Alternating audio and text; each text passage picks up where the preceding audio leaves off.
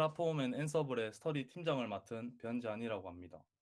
저는 오늘 저희 스터디 결과 발표의 초반 부분을 담당하게 되었습니다. 저희 스터디는 이제 스터디 이름 그대로 현업에서 대표적으로 사용하는 이제 IAC 도구, 즉 인프라를 코드로 구성하고 구축하고 프로비저닝하는 이제 테라폼과 앤서블을 공부하였습니다. 저희 스터디는 저희 맘대로 내 맴대로 스터디하고 내 맴대로 프로젝트를 진행하는 것을 컨셉으로 잡고 진행하였습니다. 왜 이렇게 컨셉을 잡고 진행하였냐면 테라폼과 앤서블에 대해 각자 공부하고 싶은 파트가 조금씩 다르고 각 도구에 대해서도 니즈가 살짝 달랐습니다.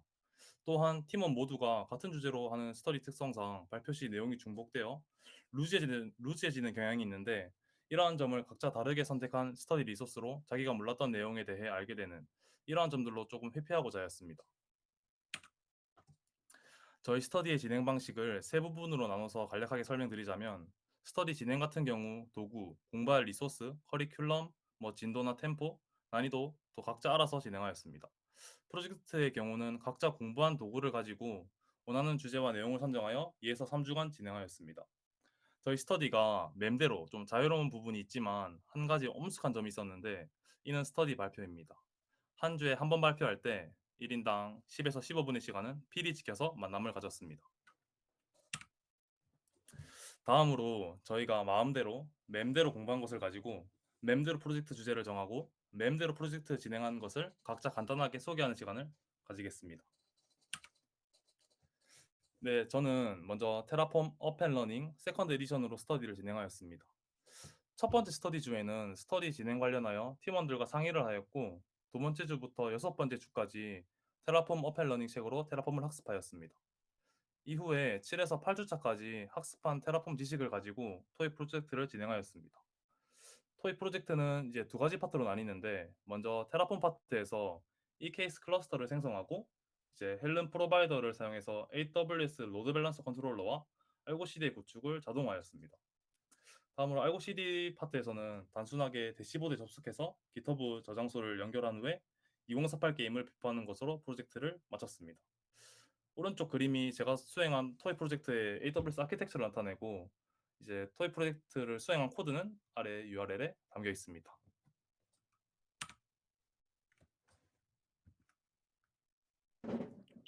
네, 이어서 발표 담당하게 된 정금종이라고 합니다. 저는 유데미의 테라폼을 활용한 인프라 자동화라는 인터넷 강의를 활용해서 이번 스터디에 참여를 했고요. 저는 이제 주로 테라폼 그리고 패커를 활용한 파이프라인 구축에 조금 힘을 썼습니다. 그래서 4주차까지는 일단 기본적인 테라폼 문법에 대해 좀 학습을 진행을 했고요. 5주차부터는 본격적으로 파이프라인을 구축하는 법을 좀 학습을 했습니다.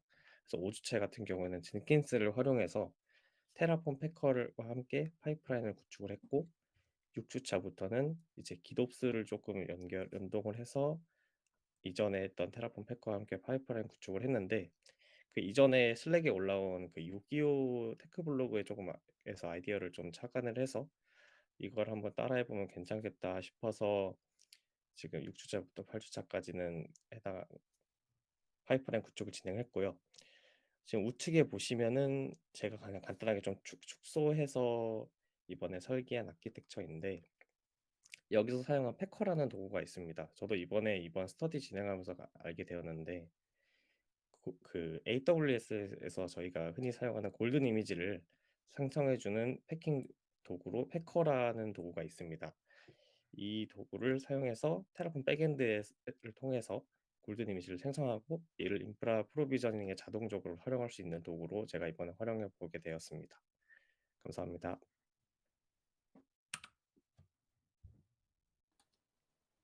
네, 안녕하세요. 앤서블을 통한 오픈스택 배포를 주제로 이제 스터디와 프로젝트를 진행했던 종래라고 합니다. 저는 월터 벤틀리의 이 책을 스터디 기간 동안 전체적으로 다루는 것을 목표로 했고 마지막에는 스터디 기간 동안 배운 내용으로 간단한 프로젝트를 진행해 봤었습니다. 이번 스터디에서 다룬 오픈스택에 대해 먼저 간단히 설명을 드리자면 오픈스택은 네트워크 스토리지, 컴퓨팅과 같은 여러 인프라 리소스를 가상화하여 이제 IS 형태로 제공하는 오픈소스 클라우드 플랫폼입니다. 오픈스택의 주요 컴포넌트로는 컴퓨트 서비스 노바, 네트워크 서비스 뉴트론, 이미지 서비스 글랜스 외에 사용자의 용도에 따라 이제 활용할 수 있는 여러 서비스가 이제 오픈스택의 커뮤니티를 통해 제공이 되고 있습니다. 이제 이러한 서비스들이 API를 통해 서로 통신을 하고 오픈스택 클라우드 환경을 구성한다고 보시면 됩니다. 이제 여러 컨트롤러 노드와 컴퓨터 노드의 오픈스택에 이러한 컴포넌트를 편리하게 배포하고 이제 또 관리까지 하기 위해서 앤서블을 한번 사용해 봤었습니다.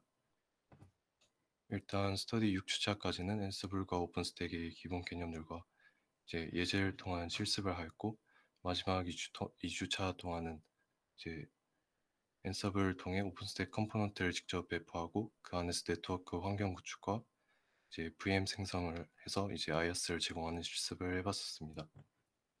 먼저 6주 동안 공부했던 책의 내용은 이제 가운데 나온 표와 같은데 이제 이런 앤서블의 구성 요소를 공부한 뒤 오픈스택의 여러 작업을 앤서블 플레이북을 통해 이제 직접 실행해보는 내용입니다. 클라우드 환경에서 관리자가 자주 접할 수 있는 작업들인 이제 쿼터 관리, 인스턴스 마이그레이션, 또 테넌트 아이솔레이션 등이 있겠습니다. 이제 마지막 2주차 동안 진행했던 프로젝트의 내용은 오른쪽에 나온 그림과 같습니다.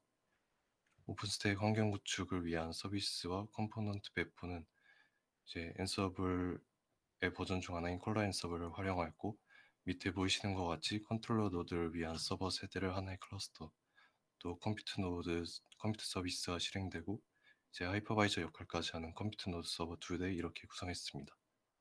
제 네트워크는 활용 목적에 따라 매니지먼트 네트워크와 데이터 네트워크로 나눴고 이제 컨트롤러 노드 클러스터의 엔드포인트를 하나로 통합하기 위해 버추얼 IP를 이제 사용하기도 했었습니다.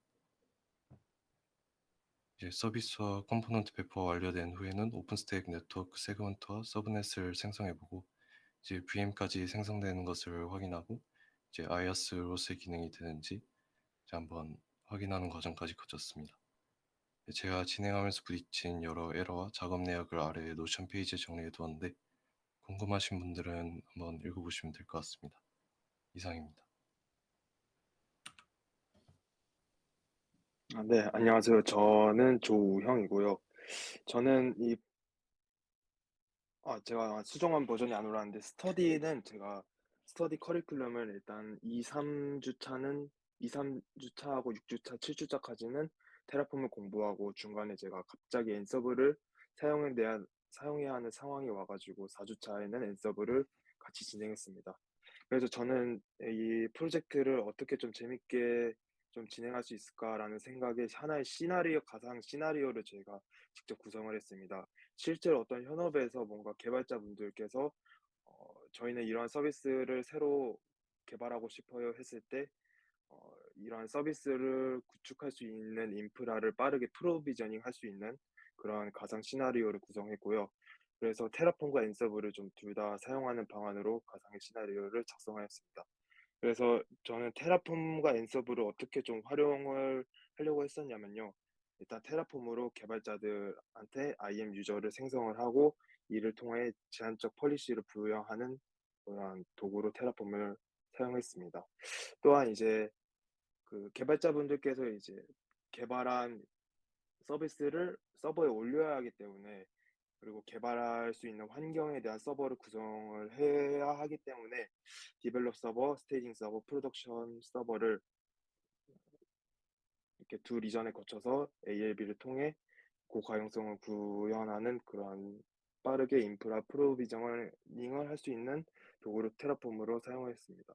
그리고 앤서블은 솔직히 말하면은 그냥 AWS에서 이니 스크립트를 통해서 다 구성을 할 수 있지만 살짝의 욕심을 위해서 앤서블을 사용한 감이 없지 않아 있는데요. 어쨌든 이거는 좀 가상의 시나리오고 가볍게 구현하고 싶은 사이드 프로젝트이기 때문에 해당 서버의 내부 구성은 그냥 웹서버 엔지닉스 하나만 띄우는 형태로 앤서블을 사용했습니다. 또한 이제 각 개발자분들께서 서버에 좀 들어갈 수 있는 키페어를 앤서블을 통해서 생성하고 내부 서버에 등록하는 형태로 진행을 하였고요. 각 서버 개발자분들을 위한 OS 유저까지 생성하는 방안으로 앤서블을 사용했습니다. 네, 저는 이러한 방식으로 프로젝트를 진행했고요. 그동안 너무 고생 많았다는 말을 팀원분들한테 해주고 싶습니다. 너무 완벽한 팀이었고요. 네, 짧지만 너무 재밌었던 스터디였습니다. 감사합니다.